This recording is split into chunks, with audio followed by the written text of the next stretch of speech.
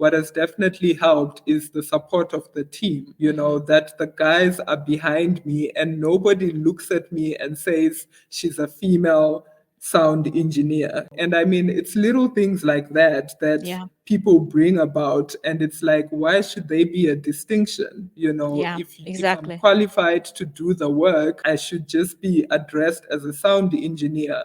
But there is a level where we also need the men to maybe even self-reflect themselves to say, are we doing enough in terms of opening up the space to say women are welcome? What level of support are we giving for the women who genuinely believe that they have a role to play and they've got something to bring to the table? Or are we still just, hostile and feeling like they're intruding our male space?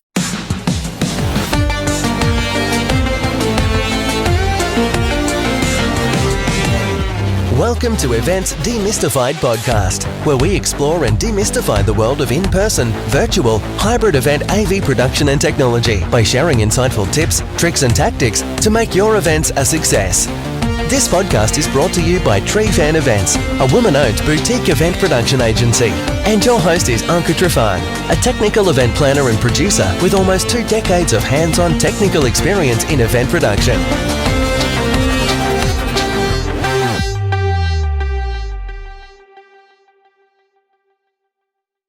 Welcome to another episode of Events Demystified podcast, your one-stop shop for tangible, technical, and practical planning advice for anyone in the event industry. Today's episode is sponsored by Trifan Events, a woman-owned boutique production agency that provides the strategy, technology, and gear to host successful virtual, hybrid, and in-person events. And I am your host, Anca Trifan. As we continue highlighting some amazing women behind the scenes in events and event productions. On the show with me today, I have Rumbi Chigumira. She is a front of house engineer and church tech volunteer that currently serves in the capacity of doing everything that is required of her in a church setup. And I know what that means because I've been volunteering for different houses of worship, and you wear many hats, which is great for learning a lot of skills on the job. So what I love more about Rumbi, and we're going to have this conversation in our discussion today, is that she is passionate about learning, and she's responsible for many different tasks, from mixing front of house for various weekly services, as well as planning the tech media related tasks that it requires of her. She's passionate about media, technology, as I just mentioned, and she desires to learn and keep growing in her skills as a live sound engineer. She desires to inspire the next generation of females to pursue work in live sound and events while fulfilling their purpose through everyday living. She's also passionate about equipment other church tech teams in smaller growing churches, which led her to starting a blog, and you will have the link in the episode notes, where she shares her learnings and her journey as she's pursuing a career change in her mid-30s. She's also the host of a podcast called Masi Tete, and I think I might mispronounce this. What it really means is Let's Talk, a personal podcast where she focuses on community and topics related to the everyday life experiences. You can learn more about Rumbi by following the links in the episode notes. And in the meantime, let's welcome our guest in. Welcome to the podcast, Rumbi. It's so good to have another female front of house engineer join me on the air. How are you doing today? I'm very well, Anka, and thank you so much for having me. I'm honored to be on the podcast today. It is my great honor as well to have you. And I know that we've been following each other on social media for quite a bit of time now. And I've honestly been so impressed with your level of resourcefulness. And as a bit of an industrious person myself, I have this elevated level of respect for anyone that uses the tools at hand to make things work. And I just want to verbalize that and put it out there in the open for people to know, because that takes a specific specific skill and resilience. And as an immigrant myself, that, it's a bit risk averse. And yet I feel like I took so many risks, over the span of my life that maybe the average person takes only in a lifetime. I would love to know more about your journey and love to know more about that part of your story. And how does that bring you where you are today? Awesome. So my journey, how I would put it, is that my journey is for the person who's thinking about starting, but is not sure how or when to start, right? So I basically grew up, always loved music and always loved technology for some reason, but I studied normal technology degree, which is information systems. And after graduating, ended up in the corporate space for a couple of years. But in that process of working, I had previously been exposed to church tech.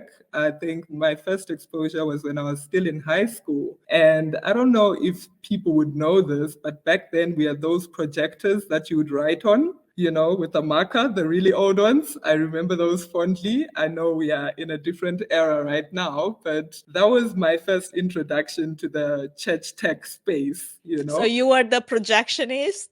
Yes, I was the projector person, which, responsible for lyrics. You would exchange those films. Yes, you had to flip them through. And that's basically how we did lyrics back then, before Pro Presenter and all the fancy stuff. Yeah, and going further along my journey, I then ended up back again in church tech, but this is now on campus, where we had a computer. I think then we were on Windows something, 2098, I don't know, one of them. But we're dating ourselves. So old, my goodness. But it's okay. So I ended up back there again doing lyrics, but this time at least it was on a computer, which is very different, but it was with PowerPoint. So I served in that capacity on campus and then moved on to the working environment. And I wasn't in church for a bit because I changed cities. And it took me a while to find a church that I thought I could call home. So eventually, I then found a new church and they did what they normally do, called for volunteers to serve some way. And I was like, oh, sound team, sounds interesting. Not. But I'm wondering what does it entail?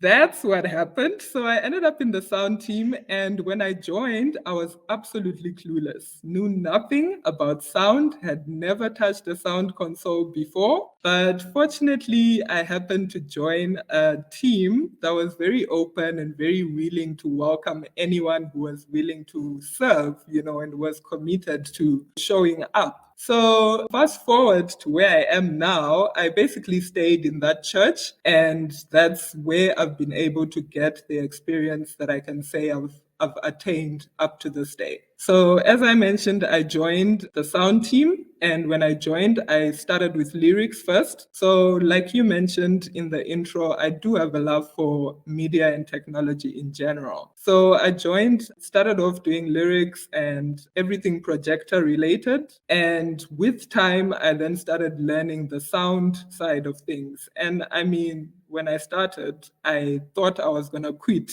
probably in the first year because it was just foreign. Like, I didn't understand. I had a very, not difficult, but very a worship leader who wanted things to be done well. But because I didn't know much, it made that relationship very difficult. But fortunately, I think I did get to a stage where I remembered that I still love music. And I grew in loving just seeing the band being on stage, coming together, playing songs together. And that's pretty much what kept me there. So with time, I then set out to start learning some of the things I was hearing about and getting myself to understanding what I was doing. And it definitely wasn't something that happened overnight. I think my journey in total from when I joined to date is probably about 7 to 9 years. And that's how long it has basically taken me to gain the skill set that I can at least say I've acquired now. That's amazing. It reminds me a whole lot of my own journey into sound engineering, because when I first came into learning more about sound, I came from a radio background and I didn't know more than, like you just mentioned, about, hey, this fader turns on this microphone. But I had no idea of gain staging and EQ and compression and any of the dynamic work that goes into sound to actually create this symphony of well sounding, well equalized audio components that create whatever it is that you're working on. And I jumped straight in, hands on, in a church setup as well. And I remember, like, the one thing that I was dreading the most is Yeah. when people would turn around when you make a mistake. Yep.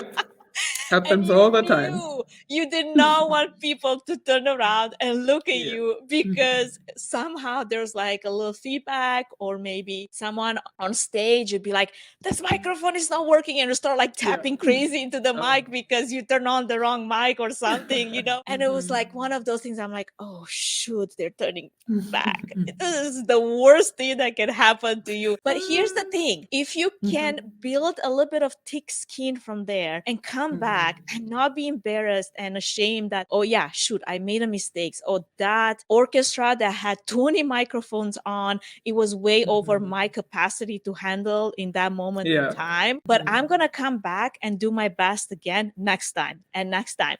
And I remember being part of this church setup where it's like in Romanian style, you basically have about 75 people on stage. And I kid you not, all of them needed to be somewhat mic'd. So you had orchestra, and you have a choir, and you have your worship team, and then you had a brass team on top of that. I mean, at this point, you're like, who's going to be the loudest and who's going to make it? It's like the Hunger Games. Oh, wow. Yeah, that sounds like a lot. 75. Wow.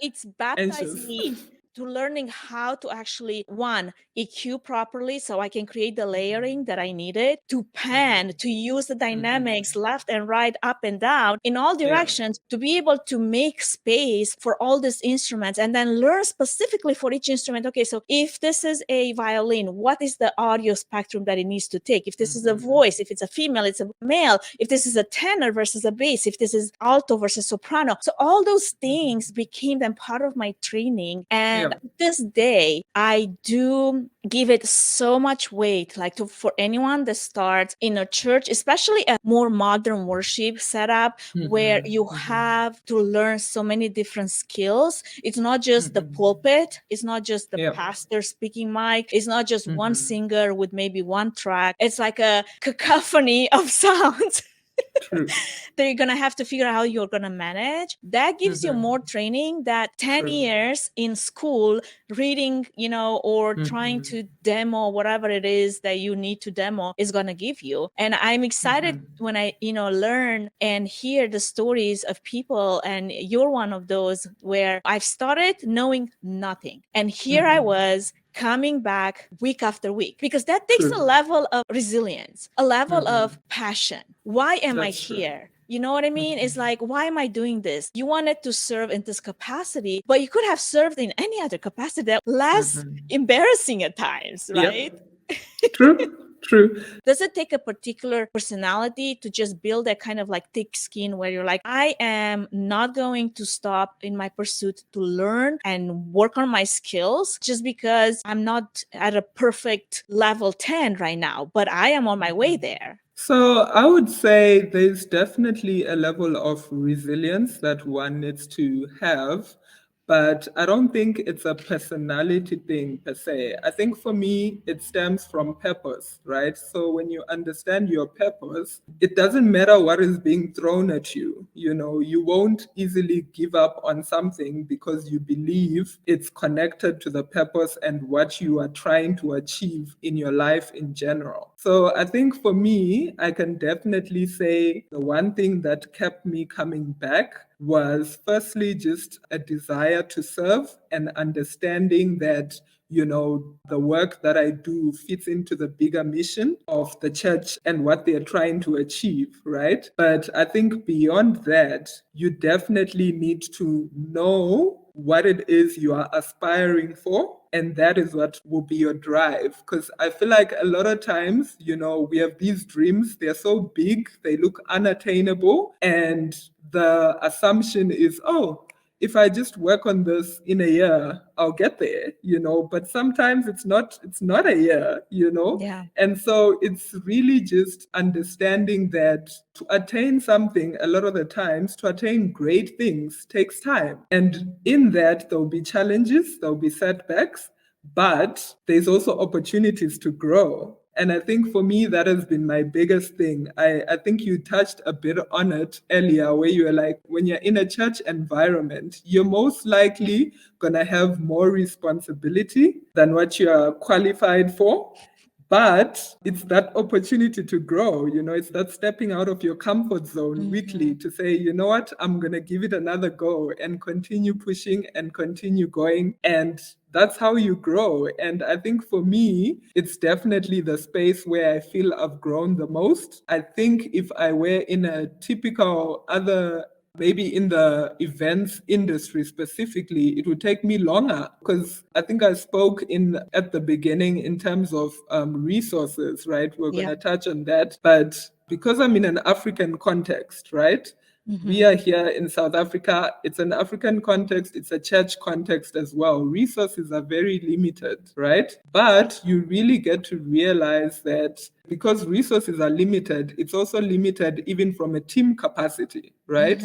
So the fewer you are, the more responsibility you're likely to carry, because there's so much to be done to get a church service to be put together for a Sunday, right? Yeah. And in that, I was even recalling earlier that I would definitely say I was trusted with so much more from a very early on stage than I could handle. And my attitude was just to show up. Figure it out on the fly sometimes. Yeah, exactly. Just show up and figure it out. And sometimes it may take weeks, it can take months even, but just that attitude of showing up and being able to say, okay, what can I take from this experience? What did I not do so well? What can I do to do better next time? And that's basically the attitude that I would say one needs. So just that hunger to continue pushing forward and understanding that it's about one step at a time, and it's not you wake up and you arrive at the destination. This is not a sprint.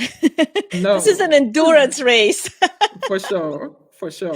So let me ask you, because I loved how you led with this idea of growth comes with stepping out of your comfort zone. And I'm curious, having been through, I'm sure, many situations in which you had to step out of your comfort zone. What did that look like in your professional pursuits? Were you able to apply some of the skills that you've learned as you've grew through the church training into some of your personal life and also some of your professional pursuits, where you could say, I've learned to be so determined, or I've learned to be so resilient during all these weeks of learning new things, and now I can apply the same skill set even though in a different environment, but it serves me so well that I've had to learn those lessons that way in that space, which was the church upbringing that you had?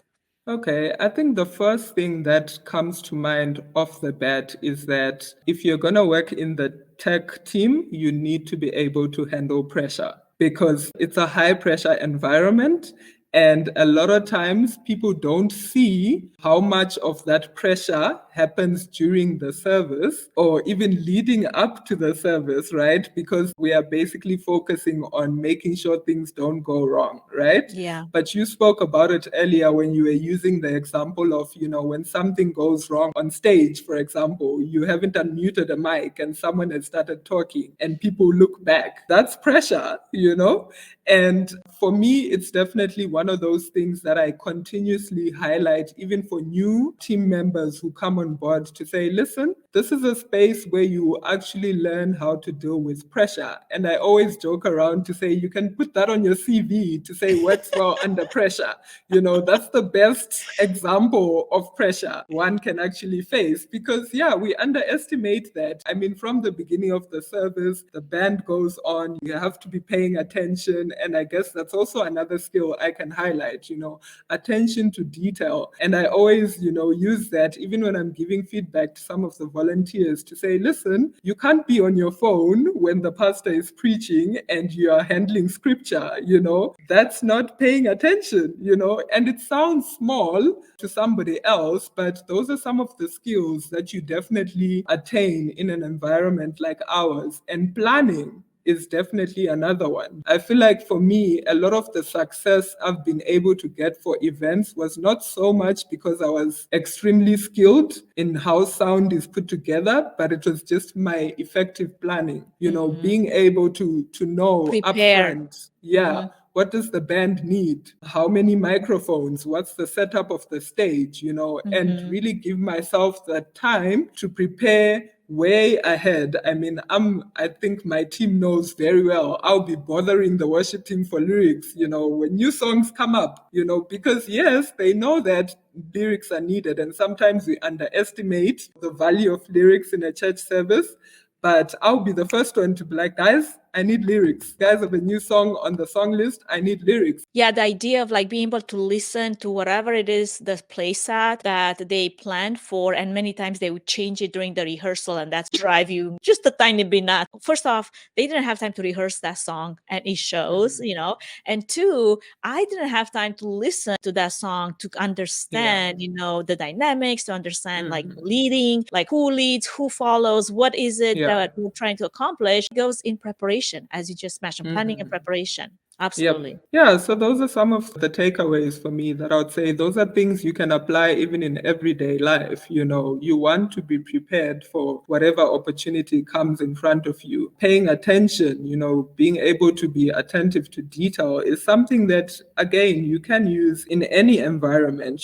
Being careful to check, your work. I can use the example of announcements on a Sunday. The last thing you want is the announcements to be in the wrong order. But that, again, comes back to, paying attention, being detail oriented. Sometimes you have to check things 3-4 times, just to make sure that things are in order. And those are definitely skills that you can take. But I think the biggest one is definitely communication. How well you are able to engage with people and to really show that, guys, we are here to work together as a team. And it's not an us versus them mentality, but just helping everyone realize that, yes, you want us to win collectively. And that for me will be some of the things I would say can be life lessons for whatever you find yourself doing. Absolutely. And especially in the situation in which, you are mixing front of house, you're also mixing monitors, there's from the same board, and it's almost like two jobs in one, right? And you have a demanding worship leader and you have a large worship team. Without proper communication, without that understanding that we're here on the same team to make this work, there's going to be hurt feelings in the process. And that's the worst thing, how you want to start a service. If we're not all feeling like we're on the same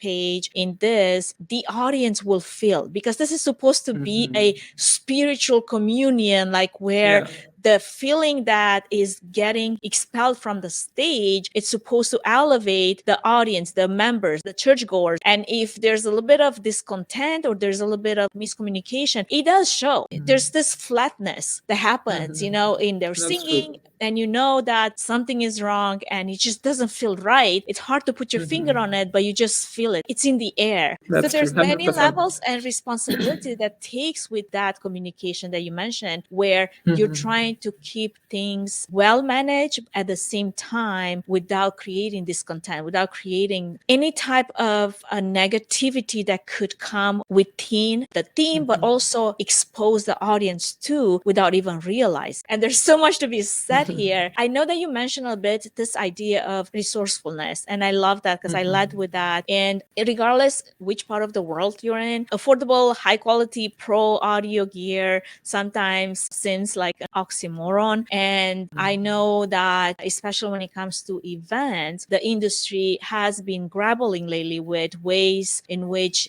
you can increase the quality, but also try to keep it affordable. And there's like so much demand on like, how can we produce this elevated event experience, or, whatever it is that you're working on without breaking the bank? How do you maximize value and excellence when you're faced with limited resources? And I can imagine how many limited resources you had to face over the years in places where access to high quality pro gear is not necessarily easy. Yeah, no, that's a very good question. And I think from my experience, when it comes to the relationship between gear and value, I always say you need to learn to use what you have, because you don't always have the liberty to, quickly be like, oh, we need a better microphone and the money is here. Go buy your better microphone.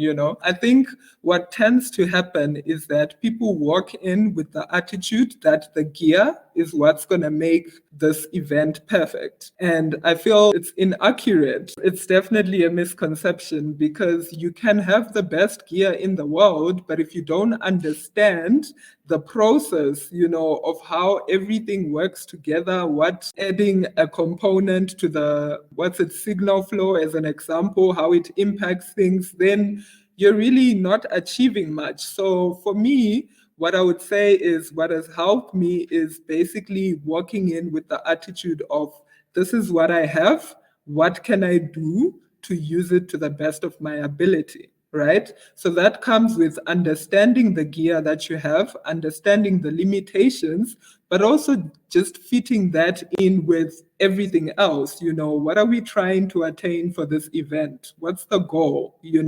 Can I do that with the resources I have? And most of the times you probably can, but just being able to take a step back and not just quickly assume that, oh, I can't do this because I've got this limitation. I think in a way that's also where the creative element kicks in as well. You learn to think of alternatives really quickly to say, oh, okay, I can't have this, but what else can I do?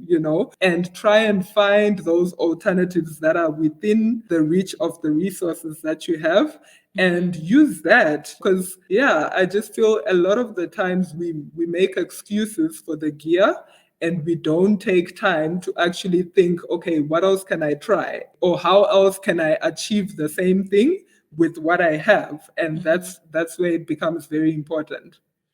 Absolutely. And I think there's also this expectation, like the same way how you have this Instagram worthy photos of like photo models and everybody tries to compare themselves to that. And you're like, oh gosh, I will never look like that. There's a little bit of level of that in the worship team that I've noticed, where they're like, okay, I want our worship set to sound just like this record, like that came out. And you're like, yeah, and I'm mixing on a Behringer. No, that's not going to happen. Guess what? I don't have levels upon levels of waves plugins to use for this one song that you expected to sound like this super produced record. So I guess going back to the communication element, also being able to communicate to the worship team, to the worship leader, whoever is, leading the band, hey, this is what I've got to work with. And it might not sound as this record that you listen to on your way to here, but it will sound acceptable with the tools that we have. You can bet on the fact that I'll give it my best to sound as best as it can.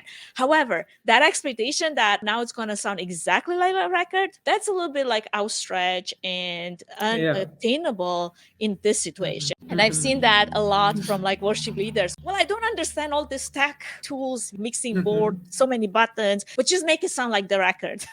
Yeah, you are absolutely right. Just adding to that, that's where that relationship within your worship leader is also very important, Yeah. And I think even for myself, I had to grow quickly and realize that, if you and your worship leader are not on the same page, then you can't actually work and produce anything of good quality. You know what I mean? Because one is going the other direction, the other one is going that way. So you really need to take time to try and understand what is it that are the concerns from the band, and really help them understand your limitations, where limitations do exist, Exactly. But I think even in addition to that is understanding that environments differ. You need to be able to work and focus on the environment that you have, So a lot of times there's this comparison of, we want to sound like such and such a church, and it's like, no, we are here.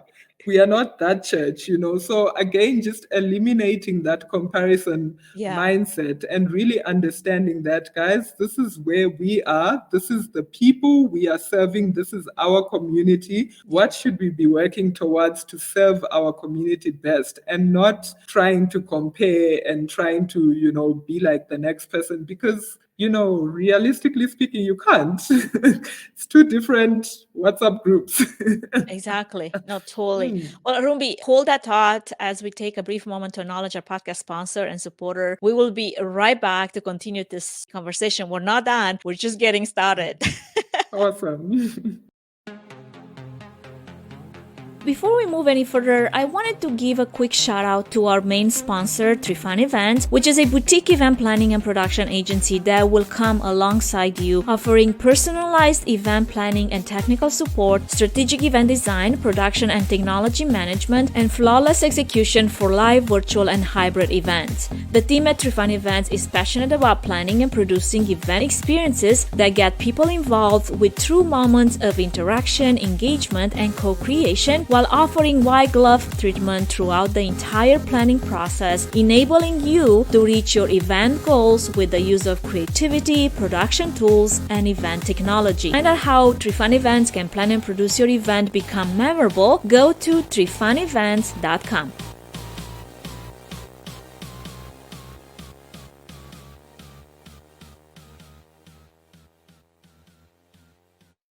Okay, Rumi, so changing tracks here for just a moment, having worked as a front of house sound engineer for a house of worship, what would you say is the ratio of women to men that are working on a tech theme in this particular space? And piggyback to that, as you think of the ratio, what can be done to potentially change the status quo and give more opportunities to women to embrace this field, to be curious about learning and getting involved, and make it more attractive so that they flourish in tech positions? Okay, so to answer your first question, the ratio is probably 1:100 or bigger. I don't know. But yeah, truth be told, it's definitely a wide gap. I'm yet to meet other front of house female sound engineers in my city. But I have met women doing other roles such as stage management or lighting, but not necessarily front of house. So I definitely believe there is a gap. And I would say it's probably because, firstly, I think for me personally, sound engineering is still a field that many people do not understand. I think they understand all the other engineerings, electrical, mechanical, whatever else, but sound in itself is still one of those that people are like, so do you want to be a DJ? And I'm like, no, it's not the same thing. But yeah, it's a sad reality, but that is the state, at least, that I've seen, especially for me and my context. In terms of what I think could be done, I think firstly is just us, the ones who have been able to get into the space. The responsibility firstly lies on us to say, are we encouraging other women to be like, come through, come see what I'm doing, come, have you considered the space for a career option? And for me, I'll use a typical example. The nice thing about being in a church environment is that it's usually family oriented, right? Parents come, their children come as well. And one thing we've been trying to do as a team is to invite the youth, to say, guys, come join us, come see what we do on a Sunday, come serve, And so I genuinely believe the responsibility begins with us. So we need to be talking more about it like we are doing right now, finding ways to include the next generation, whether it starts with our family members, sisters, cousins that we know around us. In the church context, looking out for those teenage girls to say, listen, you may not be doing sound at school, but here's an opportunity, come see what I do, and really working towards breaking down that barrier to say it's still so male oriented, and doing what we can and maybe even further to that, finding ways to, I don't know, at this stage, I obviously don't know the full answer, but I guess finding ways to involve the next generation, that for me would be the simple answer. So in however small it is, whether we start involving ourselves in Take Your Daughter to Work Day, and that involves bringing the girl child into the industry, I don't know, but it definitely is ultimately our responsibility first, as we share our stories and as we encourage other women around us, then it will hopefully with time become more of an industry that is encompassing of women as well. Absolutely. I also think there's a level of challenges that women do face in technical heavy event fields. And I remember being on a particular event and I've arrived on site and I was the technical event producer for that event. And I've had a few people actually brought in to shadow, some of the things that I was doing, again, in the desire to teach or to expose more women to the type of work that I do, in the hopes that maybe, something catches on or they develop a passion for learning or wanting to learn more. Some of those were, guys as well. And I remember somebody saying something about like, hey, don't worry about all these technical details, like you don't have to worry about this. We'll take care of this. And I'm like, wait a second. Yes, I do worry about all technical issues when it comes to my events and all finer details and all complicated workflows and all the setups. And again, not every encounter becomes negative, of course, but sometimes there's so many examples in which, it does matter what type of supportive tech team you work with. And if they display, equal treatment and respect. And as a woman, sometimes you do walk into some tech teams where you just feel that weight. They're wondering, what are you doing there? Like, why are you there? Right. And I'm just curious, in situations like that, if you've encountered similar challenges, how can you make someone that is maybe that's their first real role and now they're taken aback by all this response, which is sometimes not the easiest to work with. It's not necessarily 100% rejective, but it's not accepting either, No, I definitely hear you. I think for me, I've been fortunate enough in that the environment that I'm in is mostly supportive.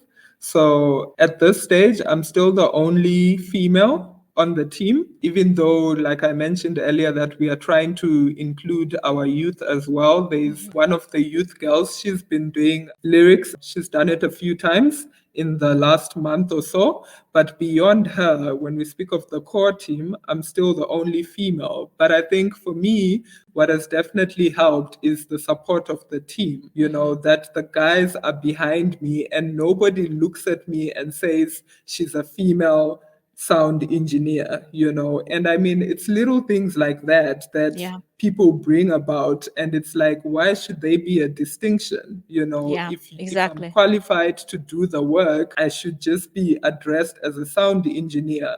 But you are definitely right that there is a level where we also need the men to maybe even self-reflect themselves to say, are we doing enough in terms of opening up the space to say women are welcome? What level of support are we giving for the women who genuinely believe that they have a role to play and they've got something to bring to the table? Or are we still just, hostile and feeling like they're intruding our male space, So, yeah. And the language. Yeah, like, well, the guys and the guys this and the guys that, and like the tech team is all guys. I'm like, how am I going to see myself part of that team as a woman when I'm not a guy?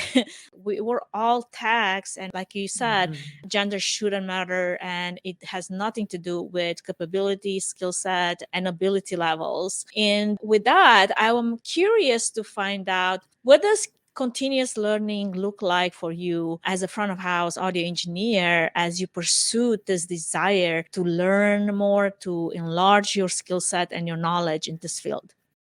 Okay, I think for me, it's understanding that every day is an opportunity to learn. That's pretty much how I tackle the way I do things on a daily basis, right? First and foremost, I think one of the things that tends to be a hindrance for a lot of people from moving forward or learning daily is titles. The moment someone gives you a title, you are the lead of something, you feel like, oh yeah, because I'm in charge, then I've got nothing to learn. And that mentality for me, I think, is something that I've learned to break down, to say, leadership is not a title. And so as a leader, I mean, we're all leaders in one form or another. For me, I've learned to understand that I have to stay open to learning from people who are still coming, the volunteers joining every day, being open to learn from the people who are behind me as well as the people who are ahead of me, because yes, I may have experiences to teach me things, and there are things I've acquired from various places, but there's always room to grow, there's always room to do something better. So for me, it's constantly, even when I walk into a room, one of the things I love to do on my socials specifically is to say, I went to visit this church and it was just for me to see what can I glean from, what can I learn from their environment, from the way they do things. And I think learning is just a good attitude to have, in that you're not limiting yourself to say, I've arrived because now I can do a specific thing. Just being open to keeping relationships with people in the field to say, if you have something that you're doing, can I come and have a look and see, glean from you? And that's what learning every day looks like for me. That's awesome. That's a fabulous response. And I'm so glad that we had the chance to have this conversation. And as we're coming to time here, Rumbi, I want to personally thank you for sharing all this learned wisdom, basically. And in closing, what is one piece of advice that you have for any other female out there that would like to pursue a career in audio and pro audio and live events? Anything that could be helpful for them as they potentially plan this next step in their future? Okay, I think for me, the first thing is that I would definitely encourage anyone is to just start. Because I know a lot of times, you have dreams, you set goals and you're like, I want to do this, but like it just stays on paper. You do nothing about it. And yeah, a lot of the times it's the starting that's the most difficult thing to do. So for me, I would say definitely start. It doesn't matter whether you're starting from a church level as a volunteer or you're starting with, I don't know, helping pack things into the truck, whatever it is, whatever it looks like, just start. But beyond that, I would definitely say you have to be a sponge, be ready to like take whatever smallest learning you can glean in from whatever, and the good thing about this generation is that there's so many free resources out there, YouTube, podcasts, those for me have been my TikTok. go-to for a lot of things, TikTok, people's social pages on, people are constantly sharing. Obviously, not everyone may be correct. That's also the other thing I have to obviously put out there to say, yes, you don't want to listen and take in from everyone. But I think just that basic understanding that there's so much available to you from a resource perspective that you have no excuse not to start. So yeah, that's definitely what I would say to someone. If you really are passionate about it, connect with someone, find a church, first and foremost, find a church. Those are always willing to have people. If there's a church that doesn't want people, I want to know it because I need people. It's so funny you say that because I was just posting a post on LinkedIn about that, where I occasionally and routinely actually volunteer still to this point, even though I run my own business, to volunteer as a sound mixer on Sundays. Now I can't take as much time away from my work as I would like to. So I try to make it a point at least once a month, if I'm available, if I'm in town, if I'm not doing anything else, to just put myself in that position. It's a lot of fun, but it's still challenging learning, because no worship set is the same, no worship team is the same. And especially if you're working on learning new gear, new equipment, and you do this at multiple campuses that have different gear, it's always challenging. It's always fun to learn new things. And I was just saying this, if you want to get your hands, learning, and if you want to get busy doing something in the tech field like sound engineering, video, camera work, lyrics, PowerPoint, Pro Presenter, whatever it is, start in church. They will always take volunteers and they will teach you for free. And I promise you those skills, being able to function under pressure, right? All those skills that might be soft skills as well as hard skills, like the technical skills that you're learning, they will be helpful to you in any other field in your life, regardless if you decide to pursue this as, your next profession or your whatever it is that you want to do next, right? So I'm so happy that you got to share some of those insightful tips and your experience, as well as, your wisdom that you've learned along the ways. I would love to know, as far as our audience is concerned, where they can connect with you. And if they have questions, there might be girls in your geographical area where they hear this and be like, hey, I really want to connect with Rumbi. Like, I want to understand more what she's doing and see if there's places in which I could put myself and learn more. Okay, great. Yeah, so firstly, I am on social media, not so much on Facebook, but I'm definitely very active on Instagram. So you can find me there at Resounding Ru. And I'm also on LinkedIn as well. You can connect with me there. Alternatively, I do have my email address, resoundingru@gmail. So it's the same as my Instagram handle. So you can use that as well. But yeah, I'm definitely here. Maybe I should just highlight the specific area. So I'm in Johannesburg in South Africa. So if you find yourself in and around the Johannesburg area and you'd love to connect, please do reach out. I'm always excited to hear from people. I mean, Anca and I, we literally are on a call for the very first time, but we've been engaging for a few months, and it's just always good, to find people who are interested in the industry. And yeah, I do hope that, people do reach out if there's anyone who wants to get into the space.